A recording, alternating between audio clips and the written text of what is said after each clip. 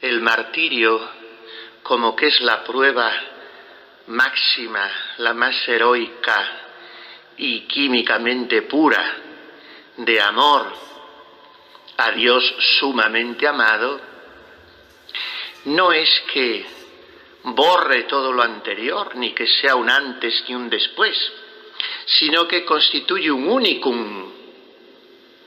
Y ese santo tiene toda su santidad por el martirio. Lo cual no solamente no viene obstaculizado por el hecho de que antes tuviese más o menos defectos, sino que, aunque en el momento del martirio, lo cual es improbabilísimo, porque una cosa es tener defectos de los que vamos a hablar y otra cosa son los pecados, pero aun cuando altísimamente improbable en el momento de martirio se estuviera, si no en un pecado actual, más o menos en una vida de pecado, y ha habido casos, y no tan lejanos, no importa nada, es una maravilla. Bueno, el caso más palmario es el del buen ladrón. Canonización instantánea, y no ha precedido ni confesión auricular, ni indulgencia plenaria, ni confesión de fe. Bueno, pues si esto se puede predicar en absoluto del pecado, puesto que el martirio es un baño tal que purifica hasta lo impensable, tanto que incluso iba a decir, no sustituye, sino que actúa como un bautismo en el caso de que no existiera el bautismo, y es lo más que se puede decir, porque entonces limpia de un golpe todos los pecados personales y el pecado original. Pues si esto se puede decir de lo referente al pecado, ¿qué se dirá de lo referente a los defectos? El martirio es una esperanza ante la cual no hay miedo ninguno, porque como en ese momento el Señor da la gracia suficientísima, pues el mártir arrostra todo. Fue 2 años seguidos, en el año, figúrense qué años, el año 29, bueno, todavía, y en el año 1931, en esta segunda ocasión, y ahora voy a decir las fechas, pero vamos a ponernos en situación. Fue esos 2 años, iría otro seguramente, a dar ejercicios a la comunidad de San José de Guadalajara, el padre Valentín, que tendría entonces 30 y pocos años. Pero como era un santo, tenía una mirada tan clarividente en todo, aunque se detenía poco con las almas y daba poco carrete, pero en los ejercicios, la confesión de los ejercicios, pues sí que aprovecharía, o según le dijera la monja en cuestión, en este caso la hermana Teresa, que era también ella muy joven porque había entrado con 16 años, fue mártir con 27, pues aquí tenía 20 años, poco más, muy joven, pero ya era profesa. Y los segundos ejercicios fueron del 27 de abril al 6 de mayo de 1931.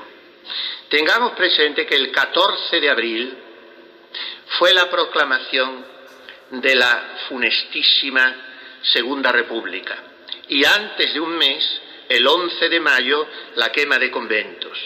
En medio de esas dos cosas fueron estos ejercicios, con lo cual todavía no se había producido en los conventos esa toma de conciencia de la gravedad extrema en la que se encontraba España, pero ya había una percepción de que la situación era inquietante.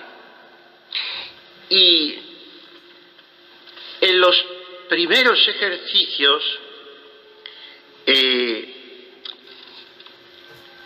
mejor dicho, en estos segundos de los que estamos hablando, de 1931,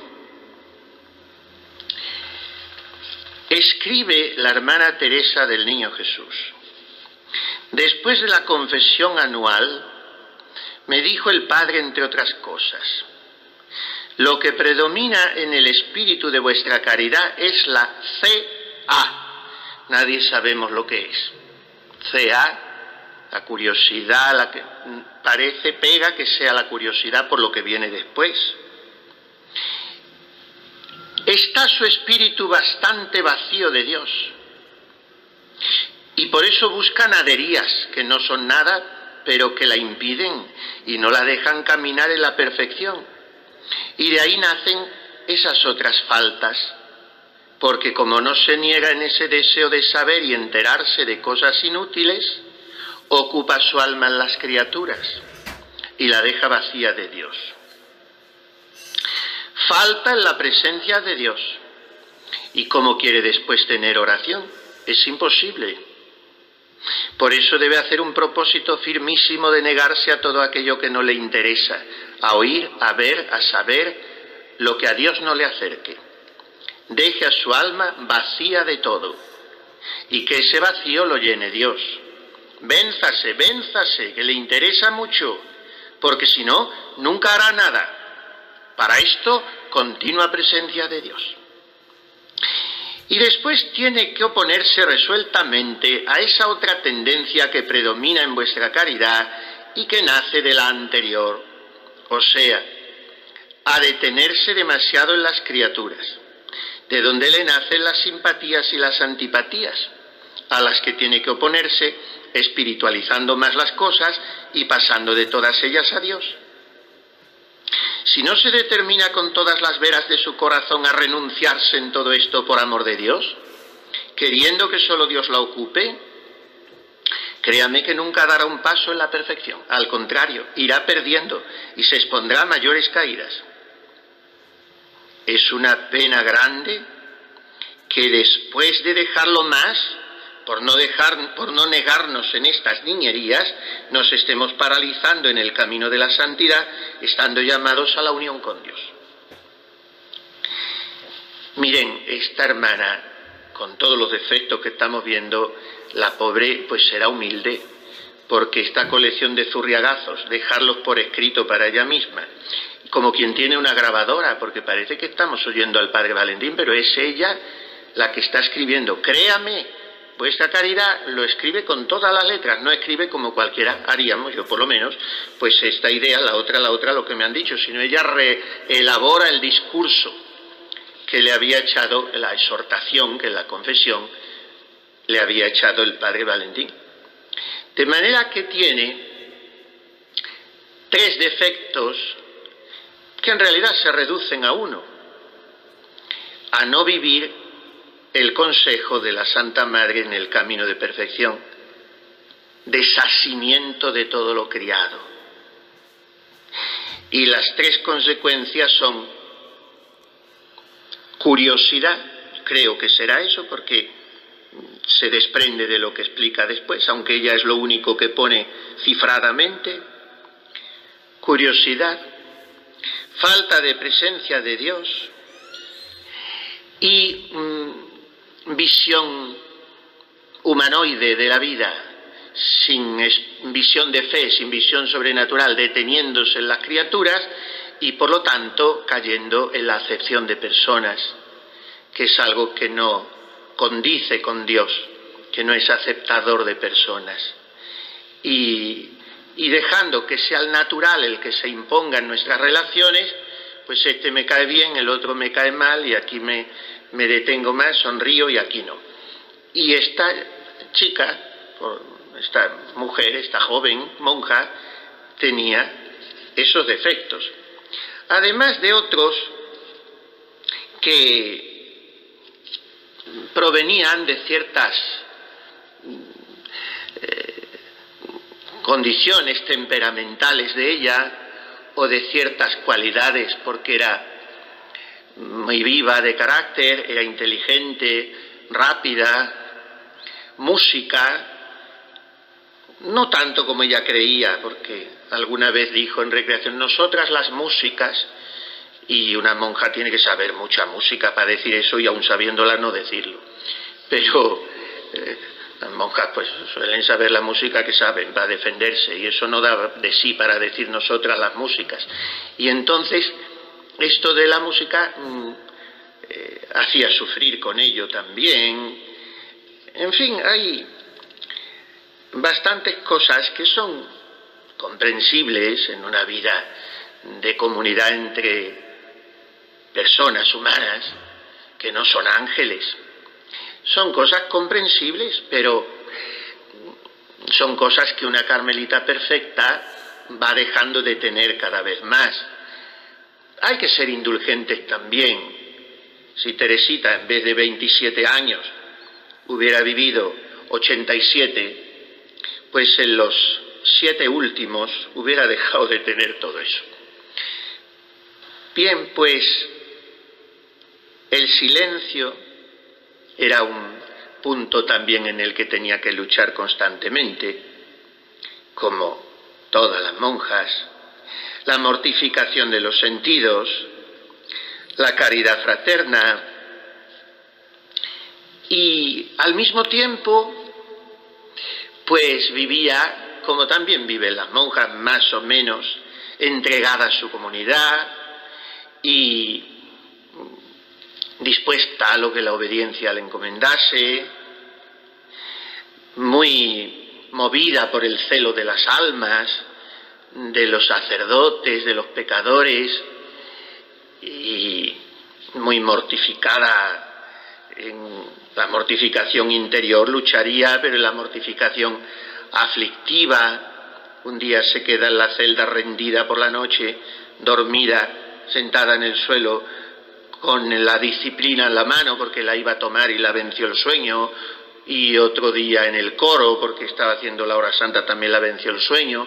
En fin, una monja muy fervorosa y muy amante de Jesús y muy deseosa de salvar a las almas, pero con defectos que ella misma no podía dejar de ver, y escribe a una amiga religiosa: lo único que tengo son deseos, pero deseos grandísimos de ser santa, de ser toda de Jesús, de empezar, siempre estoy empezando, a ser fiel a Jesús, de pagarle amor con amor.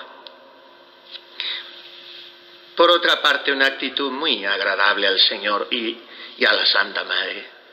A donde no lleguen vuestras obras, lleguen vuestros deseos. El deseo de Dios es oración y es alas para la santidad. Tenía que seguir trabajando ella y lo hacía en una voluntad firme, sin cansarse de luchar. En la obediencia sin murmurar. Todo esto son propósitos que con mucho interés por su adelantamiento espiritual ella consigna en los ejercicios anuales. La obediencia sin replicar, sin murmurar, interior ni exteriormente. Los superiores representan a Dios sean como sean, con sus defectos o virtudes.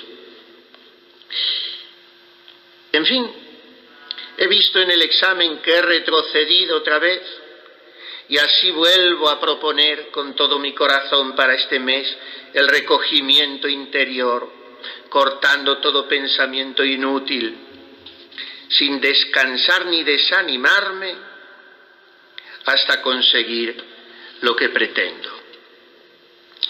Este es el tenor de la lucha de esta joven carmelita, como es el de tantas.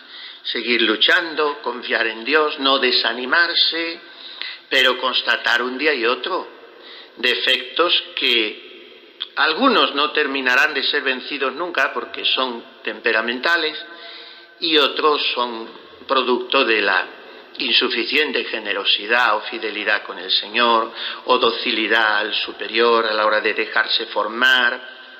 En fin, no era una santa canonizable. La mayor de las tres, hermana María Pilar de San Francisco de Borja, pues también faltaba al silencio con relativa frecuencia.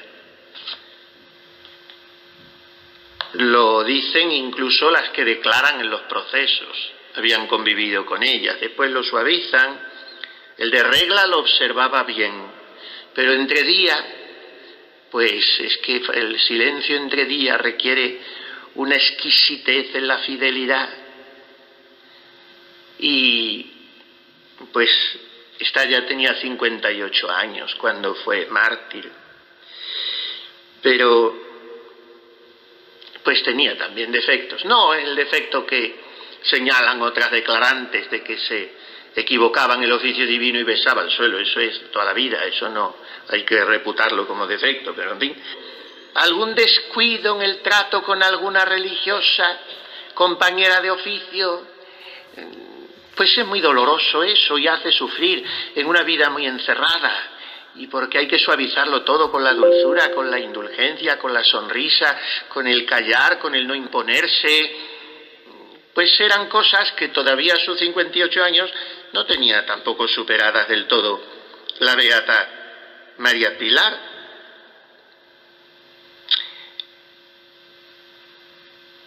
En alguna ocasión, dice otra, observé que reprobaba los hechos de una religiosa, en cosas de poca importancia, pero creyendo que lo hacía con razón. O sea, juicio propio y expresado en público, porque si esta religiosa lo observó en alguna ocasión, pues es que era o en la recreación o en algún momento improcedente. Bueno, después en la hermana María de los Ángeles, que tuvo un gran acierto, las tres acertaron mucho cambiando su nombre, pero es que esta se llamaba Marciana, y la otra, Teresita Eusebia, en fin, que está muy bien lo del cambio de nombre. Bueno, pues Marcianita era una santita, y lo dicen todos desde siempre. Ahora, es que tenía un natural que le ayudaba mucho, que recibió una palabra sustancial que Dios nuestro Señor le dijo por medio de una profeta suya que se llamaba Maravillas de Jesús y que era priora en el cerro cuando ella fue a pretender allí y la recibiría. Y dicen desde luego que es que la Madre Maravillas, antes de abrir el bastidor del locutorio, ya impresionaba el Ave María Purísima. Como era una santa, decía Ave María Purísima como no lo decía nadie. Y tenía una voz muy timbrada, muy bonita también, la verdad es esa. Y muy cálida, muy como tan pidiendo perdón, como con una humildad para lo que iba a decir. Y claro, eso arrebata, conquista las almas. Y le dijo, hija mía, yo aquí no puedo recibirla porque no tenemos plaza, pero al Carmelo que vaya, tírese a lo más bajo, a lo más humilde, y déjese siempre corregir por los superiores. Y yo creo que eso fue el último golpe de cincel que le faltaba a aquella imagen de Cristo que estaba saliendo en el alma de esa carmelita en ciernes. Pero en fin, pues no dejaría también de tener sus cosas. El justo peca 7 veces al día. El martirio puede con todo. El martirio renueva todo. Y por lo tanto el martirio puede lícitamente ser pedido como una gracia, puesto que, como decíamos ayer, Si Santo Tomás de Aquino dice en la Suma que la oración es infaliblemente escuchada cuando tiene 4 condiciones: pedir para uno mismo, pedir bienes, gracias conducentes a la salvación eterna, dentro de los designios de Dios para cada alma, porque para cada uno el camino de la salvación es diverso. Por lo tanto, pedirlo siempre condicionado a la voluntad de Dios, porque si yo pido el martirio como algo conducente a la salvación eterna y no está en los designios de Dios que yo sea mártir, pues lo condiciono. Pero ahora veremos que me saldré con la suya sí o sí, con la mía, que es la de Dios. Segundo, pedirlo con piedad, con humildad, con fervor. Y tercero y cuarto, con perseverancia. Bueno, pues en este sentido se puede pedir el martirio y quedar seguro de haber sido escuchados. A Santa Teresita le ocurrió así. Quisiera ser mártir, pero no con un solo género de martirio, sino con todos. Desollada como San Bartolomé, echada al fuego como San Lorenzo, etcétera, etcétera. Y haberlo sido desde el inicio del mundo hasta el fin.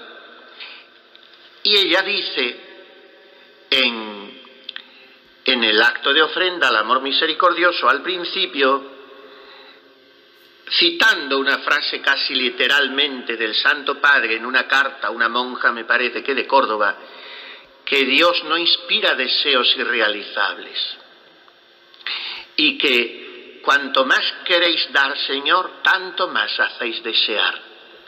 Entonces, si ella arde en deseos del martirio, lo pide y está segura de haber sido escuchada en cuanto a ser mártir, en cuanto a ser doctora, sin estudios ni escrituras, y ahí la tenemos, doctora de la Iglesia Universal, en cuanto a ser misionera en todos los confines de la tierra, y ahí la tenemos, patrona de las misiones católicas.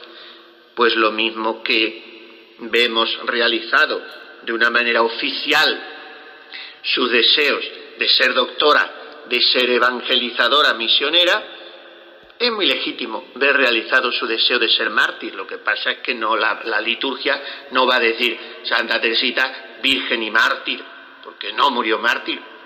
Pero de Santa Teresa Benedicta de la Cruz sí lo dice. Y en puridad fue mártir, porque lo que murió fue en las cámaras de gas. De San Maximiliano María Kolbe también se dice. Y en puridad fue mártir, porque lo que hizo fue sustituir a un padre de familia. No murió in odium fidei. Ni Santa Teresa Benedicta, ni San Maximiliano María Kolbe, que cuando San Juan Pablo II se empeñó en beatificarlo por mártir, en Roma hubo algunas voces discordantes porque decían que propiamente no era mártir. Santa María Goretti no murió propiamente in odium fidei, sino fue mártir de su virginidad. Y Teresita no fue mártir del amor. No me arrepiento de haberme entregado al amor. No quisiera sufrir menos tiempo. Y entonces, de alguna manera, podemos alentar nosotros la esperanza de ser mártires misteriosamente, si es que no lo somos físicamente, para que queden saldadas tantas deudas como vamos acumulando y queden saldadas por la misericordia divina.